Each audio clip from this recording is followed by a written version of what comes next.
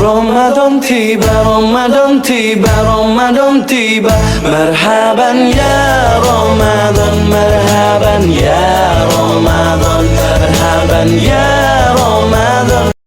Assalamualaikum warahmatullahi wabarakatuh. Kali ini saya akan membahas tentang makanan haram. Makanan haram adalah segala makanan yang kondisinya haram dimakan oleh manusia. Pengharaman suatu makanan ditentukan oleh firman Allah dalam Al-Quran dan hadis dari Nabi Muhammad SAW. Ciri utama makanan haram adalah buruk, menjijikan, dan membahayakan tubuh manusia. Penetapan makanan haram didasarkan oleh keharaman zat yang terkandung di dalamnya dan keharaman cara memperolehnya. Status halal, haram, dan syubhat dari suatu makanan merupakan bagian dari kajian di dalam Islam. Kedudukannya berkaitan dengan pemenuhan kebutuhan akan makan. Kajiannya mencakup sumber, kebersihan, cara pengolahan, dan penyajian hingga cara membuang sisa makanan. Tujuan pengkajian ini di dalam Islam berkaitan dengan peran makanan dalam membentuk akhlak individu.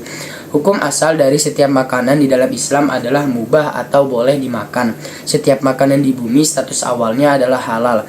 Pengecualiannya hanya dilakukan ketika ada dalil yang mengharamkannya. Jumlah makanan yang diharamkan pun sangat sedikit bila dibandingkan dengan makanan yang dihalalkan. Makanan haram disebutkan dalam beberapa ayat di dalam Al-Quran. Ayat-ayat ini antara lain surat An-Nahl ayat 115, Surat Al-Baqarah ayat 173, Surat Al-Maidah ayat 3, dan Surat Al-An'am ayat 145. Makanan haram telah disebutkan ciri-cirinya di dalam Al-Quran oleh Allah. Ciri utamanya adalah kondisi makanan yang buruk dan menjijikan serta dapat membahayakan tubuh manusia. Dalam Surat Al-Baqarah ayat 173, ciri-ciri ini disebutkan yaitu bangkai, darah, babi, dan hewan yang disembeli dengan menyebut nama selain Allah. Penetapan makanan haram melalui dua kriteria. Kriteria pertama adalah zat dari makanan yang dimakan, sedangkan kriteria yang kedua yaitu cara memperoleh makanan tersebut. Penentuan keharaman perolehan makanan ditentukan di dalam Al-Quran oleh Allah. Selain itu, penjelasannya juga diperoleh dari hadis. Syarat pengharaman suatu jenis makanan adalah ada dalil yang mengharamkannya. Tanpa dalil, semua makanan dalam status mubah sebagai hukum asalnya. Adanya aturan pengharaman ini membuat jumlah makanan haram lebih sedikit dibandingkan dengan makanan halal. Kesimpulan tentang larangan memakan barang haram adalah ketika kita memakan atau mengonsumsi makanan haram, kita akan mendapatkan banyak kerugian dan dampak bagi tubuh kita, seperti yang sudah disebutkan pada dalil-dalil sebelumnya.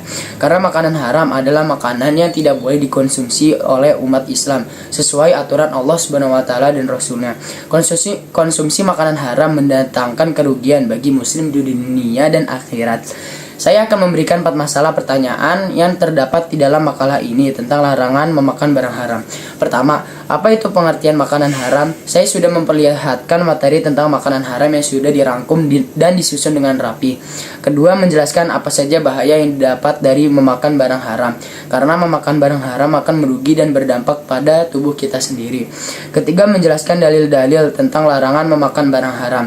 Dalil tentang larangan memakan barang haram dapat ditemukan dalam bidang agama.